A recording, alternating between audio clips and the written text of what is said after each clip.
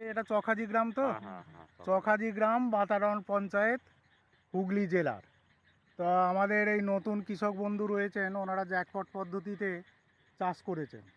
তো ওনারা ভয়ে ভয়ে এবছর ওই 25 থেকে 30% মতন রাসায়নিকটা কম দিয়ে করেছেন।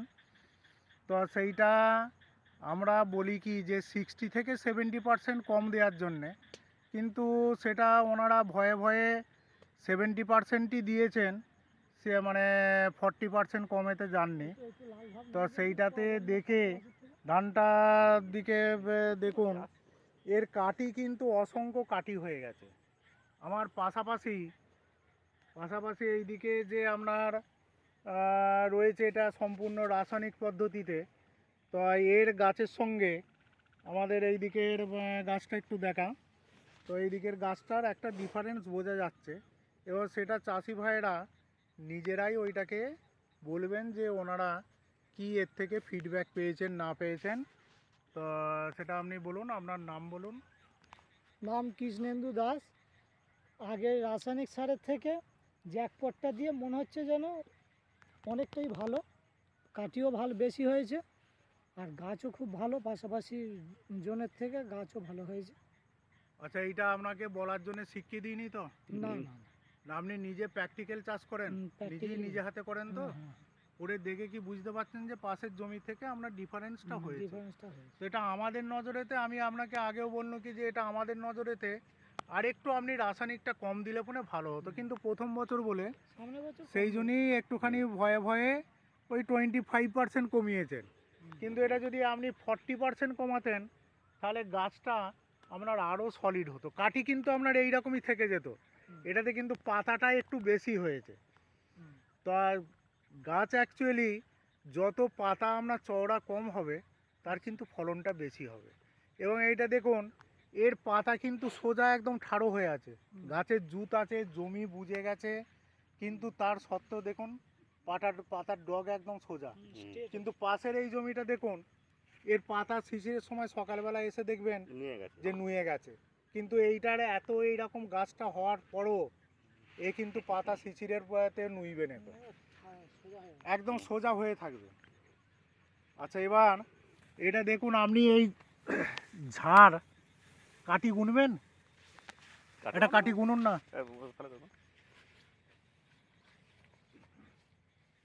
এটা কাটি গুনে দেখুন একটা ঝাড়ে কটা কাটি হয়েছে।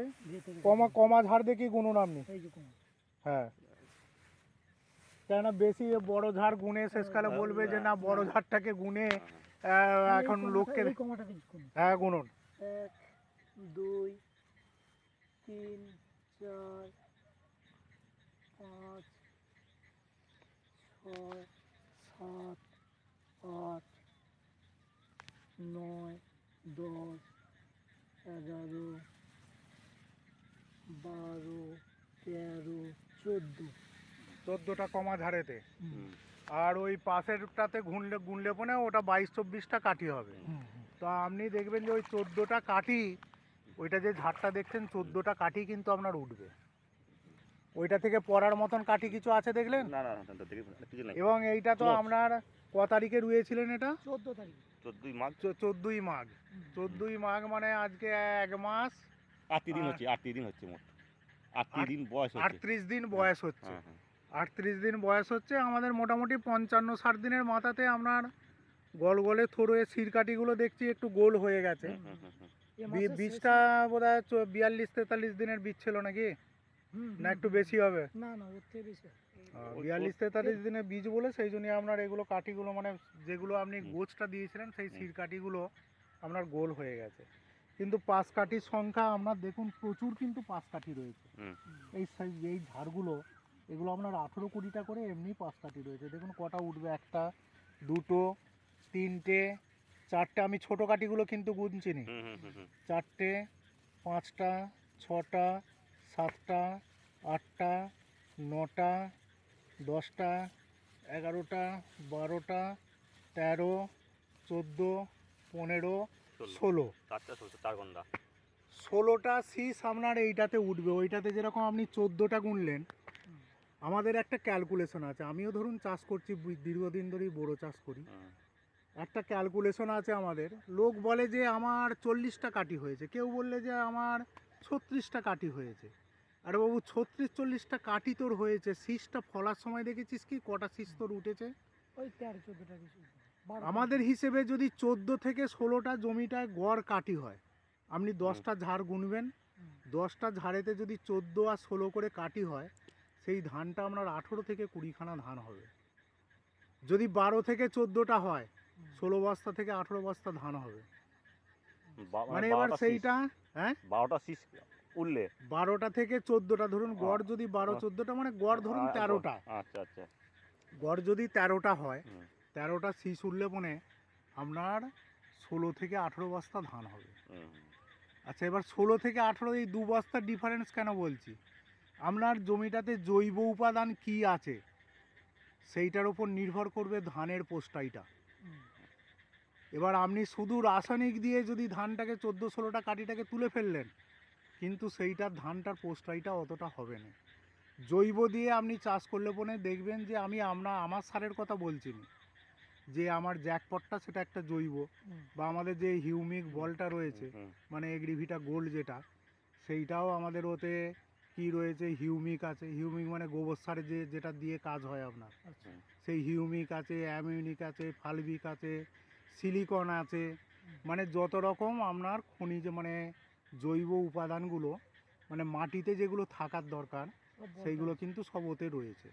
যার জন্যে আপনি দেখবেন যে আপনার ধানের যা ওয়েট হবে, আপনার পাশের রাসায়নিকের জমির থেকে ধানের ওয়েটটা দুটো তফাৎ হয়ে যাবে। ধান ফলে যখন আপনার মাথা নোয়ানি দেবে, তখন আমি আর একবার আসবো, তখন এসে আপনি দুটো শীষকে পাশাপাশি হাতে নিয়ে দেখলে পরেই বুঝতে পারবেন যে না ধানটার কি ডিফারেন্স হয়েছে। আচ্ছা ঠিক আছে, আপনারা দেখুন এবার এই যে সার আপনি পরপর আস্তে আস্তে কম দেবেন, এরপর কিন্তু আপনি যখন আশেপাশের চাষিদিকে বলতে যাবেন, সে কিন্তু আপনাকে মিথ্যাবাদী বলবে। একদম বলবে যে দূর তোর এইরকম গাছটা হয়েছে, তুই আবার, আপনি এখনই বলুন না কাউকে, বিশ্বাস করবে না। সে বিশ্বাস করবে না, বলে দূর তুই মিথ্যে কথা বলছিস, তোর আবার এরকম ধরনের হয় নাকি, তুই ওই তো কি পাঁচের মতো নিয়ে এসে ছড়িয়ে দিলি, ওসব পিগলুর পাল্লাতে পড়েছিস, নিয়ে এসে দিয়ে দিয়েছিস, ওসব গাঁদা ফুল লোকে আমার কাউকে বলিনি কিন্তু তো। সেইটা আপনারা নিজেরা আগে সচেতন হন। যে যেমন আমার বন্ধু বান্ধবগুলো, যে সে হয়তো আমার গ্রামেরই অন্য কাউকে বলতে গেল, তোর ওসব তোরা মিথ্যে কথা বলে, ওসব আমরা কি চাষ করিনি না কি রে, আমার এবছর কাঠায় 1.5 কেজি করে 20-20 দিয়ে আলু, চন্দ্রমুখী আলু হয়েছে 5খানা করে, কাঠায় 1.5 কেজি করে 20-20 দিয়েছি। 12 কাঠা জমিতে আমি টোটাল 20 কেজি 20-13 দিয়েছি। বিশ্বাস করবে কেউ? না। যেখানে কাঠায় 10 কেজি করে দিচ্ছে। টোটাল ইউরিয়া খাইয়েছি 9 কেজি, সর্ষের খোল দিয়েছি 12 কেজি, নিম খোল দিয়েছি 10 কেজি, 12 কাঠা জমিতে। এইটা দিয়ে যদি আমি কাউকে বলি, আমার মেরে পিঠের চামড়া খুলে নেবে। যারা 10 কেজিতেও 10 কেজি করে দানা সার দিয়েও কাটায় হয় না, তাদেরকে যে যদি বলি যে 1.5 কেজি করে দানা সার দিয়েছি, আমাকে মারবে না কি করবে? হয়তো আমি একটু ভদ্রলোক বলে মারবে না, চলে পেরিয়ে গেলে ফোনই সে খিস্তি করবে, পিছনে চুয়ারি করবে। ওই জুতটা ছেড়ে দিচ্ছে বা দেখো। হ্যাঁ, জুতটা আপনার ছাড়বে, আপনার 40-45 দিনে জুতটাকে আপনার ছাড়তে হবে। 40-45 দিনে যদি জুত না ছাড়ে, একদম ক্যালকুলেশন আপনাকে বলে দিচ্ছি, যেখানটা জুত ছাড়বে না সেখানটা কিন্তু আপনি আশানুরূপ ফলন পাবেন না গো। সেই জন্যই আমরা বলি যে হাতের বাইরে বেরিয়ে যাবেন না গো। কিন্তু এখন দেখতে দেখতে আপনার গাছটা খারাপ হয়ে গেল, আপনি তখন মনের মধ্যে ভেঙে পড়লেন যে দূর বাবু পিগলু তাই তোরে তো দাদু এসে বলে গেল এরকম ধরনের ব্যাপার, তো কই আমার গাছ হলো কই। আমরা বলি যে না, আপনারা কম দিন, গাছ আপনার কম হোক, ফলন যদি আপনার পাশে আশেপাশের লোকের থেকে যদি ফলনে না পোষায়, তখন আপনারা আমাদেরকে বলবেন। তবে এবছরের মতো গাছ কোনো বছর হয় না, হবে না মানে সেইটাই তাহলে মানে আপনারা বুঝতে পারছেন যে জিনিসটার একটা জ্যাকপটের দম আছে, এর একটা কাজ একটা আছে, এর একটা কাজ আছে। যাক, সেইটা দেখুন, কোনোদিন ধান করতে পারি না, সেটা আপনারা খুশি হলে পুনে আমরাও খুশি। এবং আস্তে আস্তে যদি আপনারা আরও এইগুলোকে আস্তে আস্তে আগাতে পারেন, যে মানুষকে একটা খরচার হাত থেকে প্লাস বিষের হাত থেকে যে বাঁচাচ্ছেন, এইটা আপনি একটা সমাজের উপকার করছেন। সামনে বছর হাফ হয়ে যাবে, খরচটাও কমে যাবে, তখন আর 1000 টাকা খরচও থাকবে যে না। 1000 টাকা খরচ সেটা আপনিই বলবেন, তখন আমি যে